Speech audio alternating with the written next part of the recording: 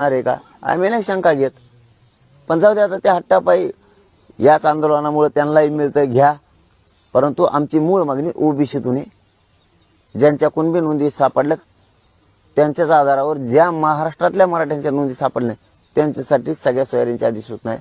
जरा भानावर या आणि त्याची अंमलबजावणी करा. मागा नाही आणि सुट्टी पण नाही. जनता काय किती वेदना सहन करते, किती त्रासातून चालली, किती आक्रोश किंकाळ्या आहेत, याला वेळ नाही. हसण्यावर नेण्यासारखा विषय.